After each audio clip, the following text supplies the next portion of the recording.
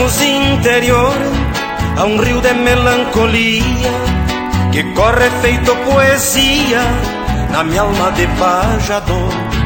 Biologicamente em flor, o aguapé das minhas cismas, meus guaraníticos prismas, meu telúrico entusiasmo transforma em canto espasmo de atávicos cataclismas.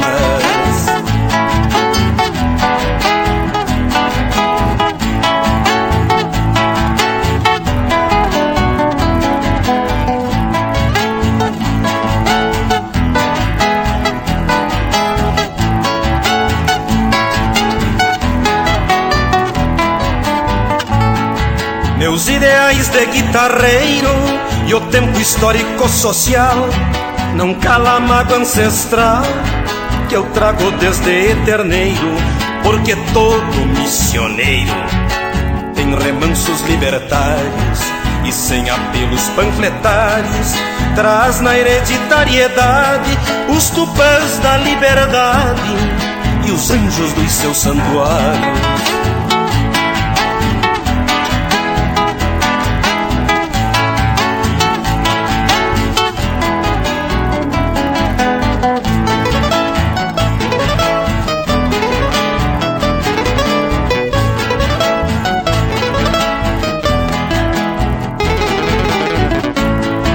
Enquanto houver um braseiro nas reduções guaranis e bandos de siriris cruzando o céu fogoneiro, meu feitiço galponeiro, o tempo não enfumaça, pajé da saga matiaça, soluços de profecia, se engana quem anuncia a extrema unção à minha raça.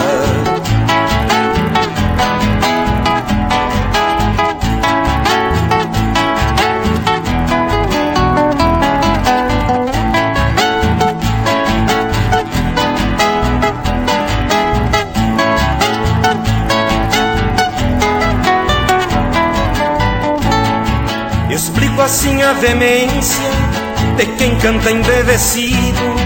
Eu tenho sangue nutrido com a seiva desta querência, a bugra fosforescência, bíblica voz da cachoeira, translúcida corredeira, que viu Sepecu no mi, esta angústia guarani, quem canta estrela boieira.